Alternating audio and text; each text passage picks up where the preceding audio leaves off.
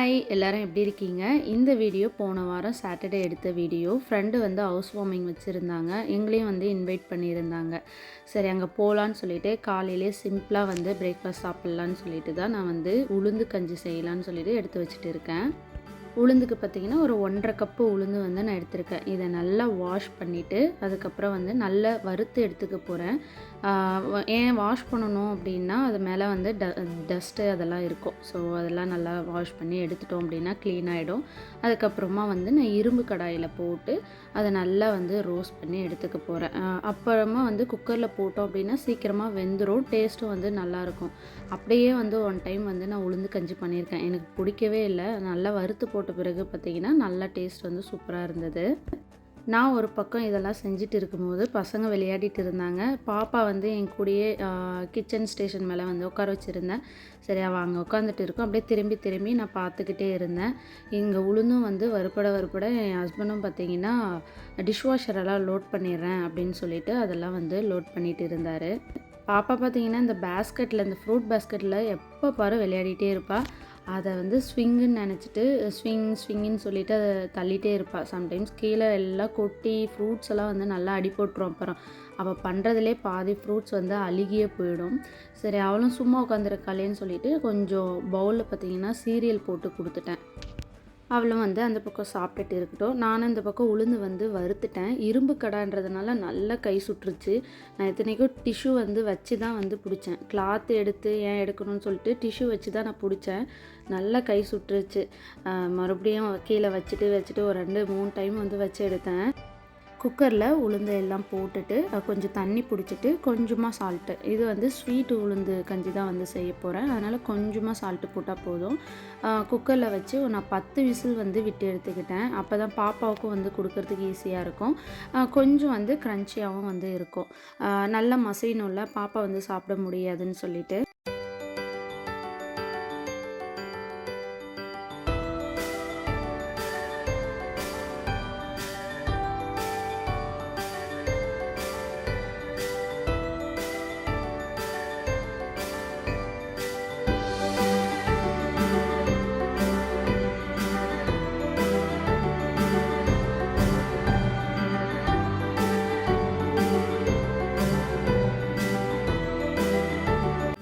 கொஞ்ச நேரம் தான் தம்பி வந்து தனியாக விளையாடிட்டு இருந்தான். அதுக்கப்புறம் நான் பாப்பா கூட விளையாடுறத பார்த்துட்டு அவனும் ஓடி வந்துட்டான். நான் இப்போல்லாம் வந்து அவள் கூட விளையாடுறேன் அப்படின்னா தம்பி வந்துடுவான். தம்பி கூட விளையாடுறேன்னா பாப்பா வந்துடுவான். 2 பேரும் சேர்ந்து ஒரு சேட்டையான சேட்டை, பார்த்துக்கிறதுக்குள்ளே போதும் ஆகிடுது இப்பெல்லாம். சரி அதுக்கப்புறம் வந்து குக்கரில் வச்சதும் வந்து நல்லா வெந்துருச்சு. நான் வந்து ஃப்ரோசன் தேங்காய் தான் வந்து ஆட் பண்ண போகிறேன். நான் முன்னாடியெல்லாம் ஃப்ரெஷ் தேங்காய் வாங்கிட்டு நல்லா துருவி எடுத்து வச்சுப்பேன். இப்போ கொஞ்சம் தேங்காவே வந்து வாங்குறதே கிடையாது. சரி ஃப்ரோசன் தேங்காய் வந்து இருந்தது, அதே வந்து போட்டுடலான்னு சொல்லிட்டு ஸ்வீட்டுக்காக பார்த்திங்கன்னா 4 ஏலக்காவும் போட்டு நல்லா தட்டி எடுத்துக்கிட்டேன். ஏலக்காய் வாசனை எனக்கு ரொம்ப பிடிக்கும். கண்டிப்பாக எந்த ஸ்வீட் செஞ்சாலும் நான் வந்து ஏலக்காய் போட்டுருவேன். தம்பிக்கும் என் ஹஸ்பண்டுக்கும் தான் வந்து பிடிக்காது. வாசனை பிடிக்கும், ஆனால் அது வந்து வாய்க்கு வந்து வரக்கூடாது, அந்த மாதிரி இருப்பாங்க. சரி நானும் பாப்பா தம்பி 3 பேரும் சேர்ந்து பவுலில் வச்சுருந்த சீரியலை நாங்களே வந்து எடுத்து சாப்பிட்டுட்டு இருந்தோம். அந்த சீரியல் பார்த்திங்கன்னா எப்படி இருக்குன்னா, பொரி உருண்டை சாப்பிடுவோம்ல அதே டேஸ்ட்டு இருக்குங்க. அப்படியே அந்த பொரி உருண்டை டேஸ்ட்டு தான் இருக்கும். நம்ம பொரி உருண்டை வந்து மிஸ் பண்ணதாகவே இருக்காது. அப்போல்லாம் ஸ்கூல் போகும்போது கண்டிப்பாக பொரி உருண்டை சாப்பிடுவோம். இப்போ வந்து அது சாப்பிட்றதே கிடையாது. பொரியே இருந்தாலும் பொரியும் ஜாகரியும் கலந்து சாப்பிட்ருவோம். பொரி உருண்டை பிடிச்சி சாப்பிட்றது கிடையாது. இந்த சீரியல் சாப்பிடும்போது அதே டேஸ்ட் இருந்தது. நானே அப்பப்போ ஏதாவது ஸ்நாக்ஸ் வேணும் அப்படின்னா நான் வந்து சீரியல் எடுத்து சாப்பிடுவேன். எனக்கு கொஞ்ச நேரத்தில் ரொம்ப தலைவலி வந்துருச்சு. நான் படுத்துட்டேன். எனக்கு வந்து கழுத்தும் தலையும் சேர்ந்து வந்து வலிக்கும். என்னால் முடியலன்னு சொல்லிட்டு நான் உடனே படுத்துட்டேன். சரி அவங்க வந்து டேப்லெட்டு போட்டுக்கோ அப்படின்னு சொல்லிட்டு டேப்லெட்டும் வாட்டரும் வந்து எடுத்துகிட்டு வந்து கொடுத்தாங்க.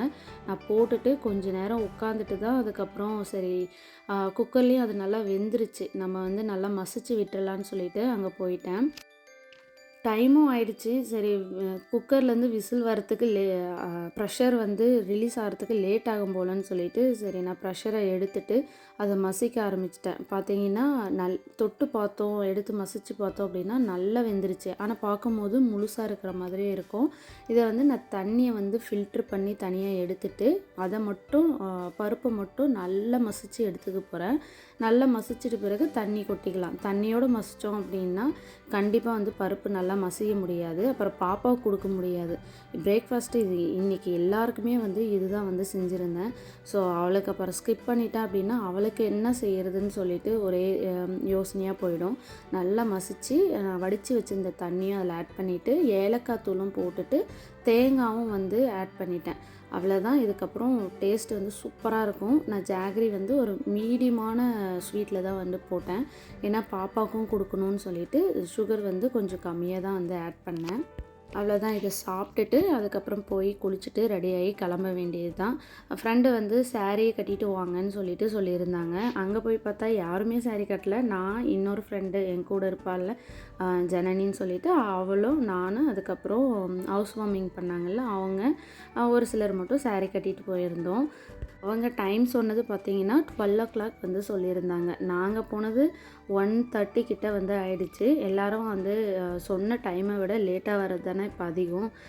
சரி எப்படியும் வந்து எல்லோரும் வந்திருக்க மாட்டாங்கன்னு சொல்லிட்டு நாங்கள் 1:30க்கு தான் போனோம். நாங்கள் ரெடியாகி கிளம்பும் போது பார்த்திங்கன்னா என் ஃப்ரெண்டு ஜனனி வந்து கால் பண்ணி சாரீ வந்து எனக்கு கொஞ்சம் அட்ஜஸ்ட் பண்ணி விட்டுட்டு போ, ஏன்னா நான் இருக்கிற சபப்பில் தான் என் ஃப்ரெண்டும் இருக்கா, வந்து சாரீ அட்ஜஸ்ட் பண்ணி விட்டுட்டு போ, என்னால் கட்ட முடியலன்னு சொல்லி கூப்பிட்டு இருந்தா. சரி போகும்போதே ஃபஸ்ட்டு அவங்க வீட்டுக்கு போயிட்டு அதுக்கப்புறம் தான் வந்து நாங்கள் ஃபங்க்ஷனுக்கே வந்து கிளம்பணும். பாப்பாவுக்கும் பார்த்திங்கன்னா உளுந்து கஞ்சி ரொம்ப பிடிச்சிது.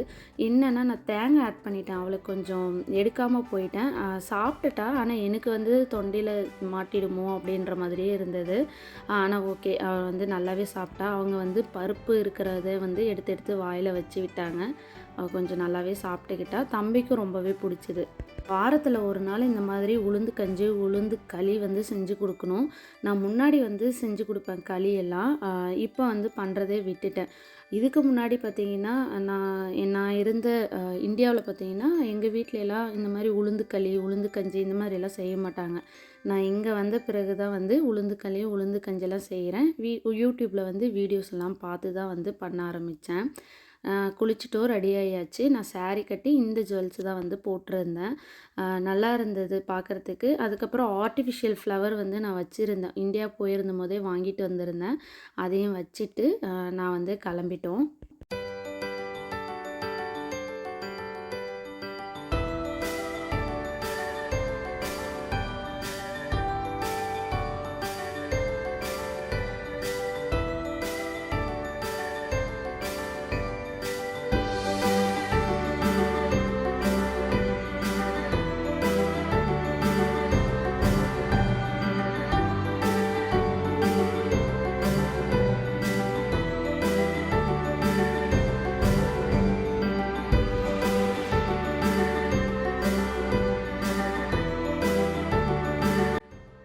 பாப்பாவுக்கும் பார்த்திங்கன்னா பாவாடை சட்டை தான் வந்து போட்டு விட்டுருந்தேன். ஃபஸ்ட்டெல்லாம் பாவாடை சட்டை போட்டால் அழுந்துகிட்டே இருக்கும்.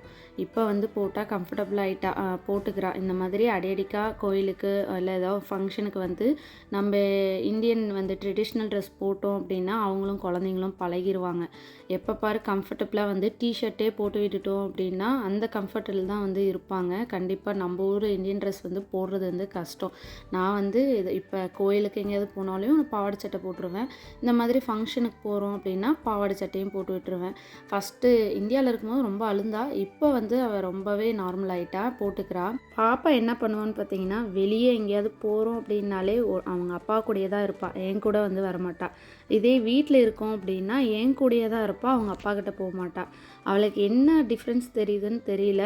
ஆனால் நானும் பால் விளையாடலான்னு சொல்லிட்டு பார்த்தீங்கன்னா பாப்பா கூட விளையாடுறேன். ஆனால் பாப்பா என் கூட விளையாட மாட்டேங்குது. பாலை எடுத்துகிட்டு போய் அவங்க அப்பாட்ட தான் கொடுக்குது. அவங்க அப்பா கிட்ட வந்து விளையாடிட்டு இருக்கிறா. சரி, நான் வந்து அப்படியே ஹோம் டூர் எடுக்கலான்னு சொல்லிட்டு சும்மா சின்ன சின்ன கிளிப்பிங்ஸாக வந்து எடுத்தேன். ஃப்ரண்ட்டில் எல்லாமே வந்து அழகாக ஃபினிஷ் பண்ணிட்டாங்க. வீட்டுக்குள்ளே வந்து போகலாம். இந்த வீடு பார்த்திங்கன்னா 4 பெட்ரூம் வந்து இருக்கும்.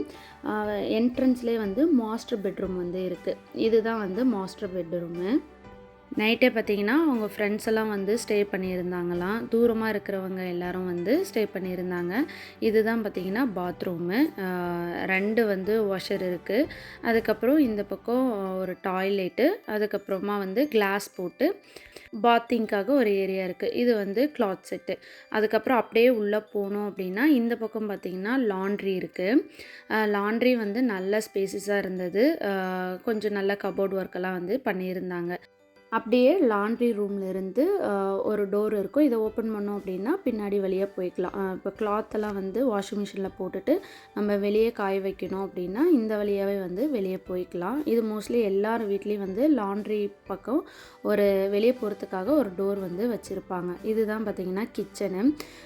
கிச்சன் வந்து நீட்டாக சிம்பிளாக நல்லா இருந்துச்சு. அதுக்கப்புறம் அந்த பக்கம் சாமி வந்து வச்சுருந்தாங்க. சாமி வந்து இப்போது அந்த பேண்ட்ரி ரூமில் வந்து வச்சுருக்காங்க. அதுக்கப்புறம் அது ஹாலு. அந்த சந்திலே வந்து உள்ளே போனோம் அப்படின்னா இது ஒரு பெட்ரூமு. இது வந்து கிட்ஸுக்காக வந்து போட்டு விட்டுருக்காங்கன்னு நினைக்கிறேன். தெரியல. இப்போ தான் வந்து வீடு ஃபுல்லாக செட் பண்ணிகிட்டு இருக்காங்க. இந்த கபோர்ட் பார்த்திங்கன்னா ஃபுல்லாக கிளாஸில் வந்து வச்சுருக்காங்க. நான் சிட்டியில் இருக்கும்போது பார்த்தது. இவங்க சபப்பில் வந்து இதை வந்து வச்சுருக்காங்க. நல்லா இருந்தது. இங்கே ஒரு பவுடர் ரூம் வந்து இருந்தது. அதுக்கப்புறம் இது வந்து 3வது பெட்ரூமு. இந்த ரூமும் வந்து ஒரு நார்மலாக ஒரு கிளாத் செட்டு வந்து இருந்தது. அதுக்கப்புறம் இது காமன் பாத்ரூமு. இது கொஞ்சம் நல்லா பெருசாக டப்பெல்லாம் வச்சு இருந்தது. எல்லாமே வந்து நல்லா வந்து செலக்ட் பண்ணி தான் வந்து போட்டிருக்காங்க. இது ரொம்ப நாள் வந்து ட்ரை பண்ணி வீடை ஒரு வழியாக கட்டி முடிச்சிட்டாங்க. இது ஒரு பேண்ட்ரி ஏதாவது வைக்கிறதுக்காக திங்ஸ் வைக்கிறதுக்கான ஒரு பிளேஸு.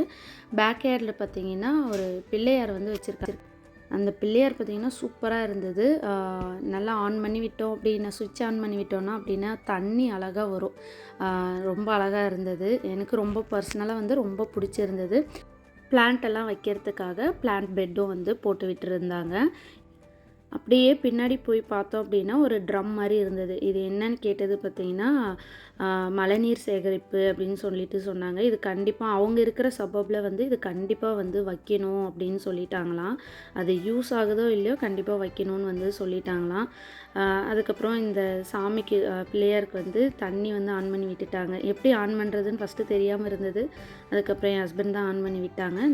ஒரு சில ரூமெல்லாம் வந்து நான் காட்டலை. ஏன்னா கிட்ஸ் எல்லாம் வந்து விளையாடிட்டு இருந்தாங்க. இது வந்து தேட்டர் ரூமு. இதுக்குள்ளே வந்து குழந்தைங்கள்லாம் டிவி பார்த்துட்டு இருந்தாங்க. சரி நான் அதுக்குள்ளே போயிட்டு வந்து வீடியோ எடுக்கலை. சரி நம்ம வந்து கொஞ்சம் ஃபோட்டோஸ் வந்து எடுத்துக்கலான்னு சொல்லிட்டு நாங்கள் சாரீ மட்டும் கட்டினவங்க மட்டும் சேர்ந்து ஒரு ஃபோட்டோஸ் வந்து எடுத்தோம்.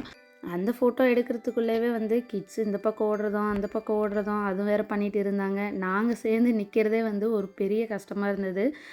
ஏன்னா ஆளுக்கு ஒரு பக்கம் கிட்ஸை பார்த்துக்கிறதுக்கே கரெக்டாக இருந்தது. எப்படியாவது ஃபோட்டோ எடுத்தே ஆகணும்னு சொல்லிட்டு ஃபைனலாக வந்து ஃபோட்டோஸும் வந்து நிறைய எடுத்துக்கிட்டோம்.